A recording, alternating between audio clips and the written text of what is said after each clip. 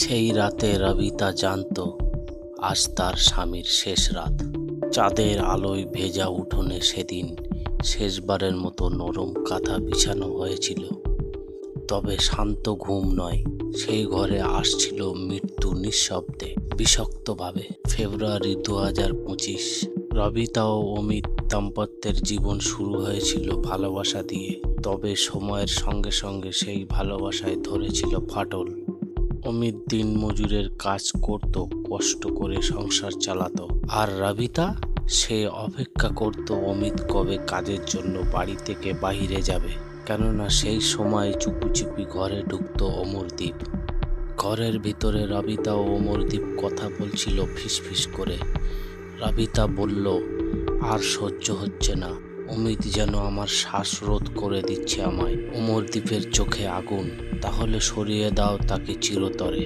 এরপর এরা করলো একটি বিষাক্ত পরিকল্পনা। রবিতা আর অমরদীপ ঠিক করেছিল এবার সময় এসেছে। তবে তারা দুজনে যুক্তি করলো, তবে কিভাবে হত্যা করলে কেউ টের পাবে না, সেই উত্তর নিয়ে এসেছিল প্রকৃতি নিজেই। একটা সাপ, একজন স্থায়ী সাপুড়ের থেকে তারা এক বিষাক্ত সাপ জোগাড় করলো। পরিকল্পনা ছিল সরল, ঘুমন্ত অমিতকে হত্যা করে পাশে ফেলে দেওয়া হবে সাপটিকে। সবাই ভাববে সাপে কামড়ে মৃত্যু। রাত 1:45। ঘুমন্ত অমিত, চোখ বন্ধ, মুখে নিঃশ্বাসের শান্ত সুর, কিন্তু মৃত্যু তখন হাত বাড়িয়ে আছে ঠিক পিছনে।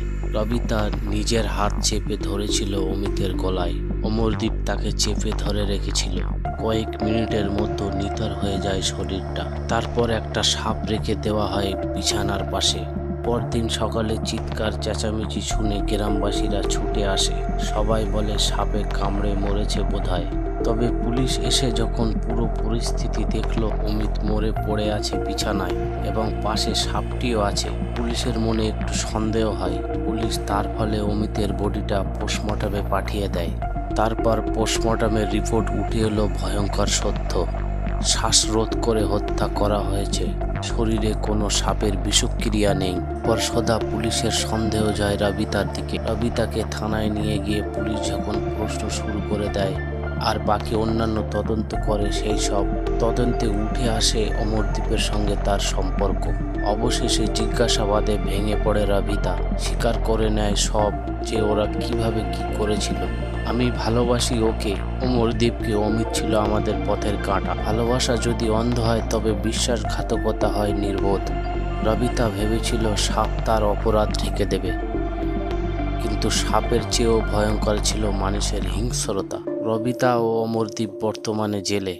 সে রাতে রবিতা ঘুমাতে পারেনি, কারণ ঘরের ভিতর তখন শুধু একটাই শব্দ ছিল, মৃত্যুর নীরবতা। তো বন্ধুরা, এটা ছিল মিরাটের আরেকটি স্বামী হত্যার সত্য ঘটনা। যদি শুনে ভালো লেগে থাকে কমেন্টে জানাবেন, আর লাইক, শেয়ার, সাবস্ক্রাইব করে দেবেন। সাবধান থাকবেন, সতর্ক থাকবেন। Thank you.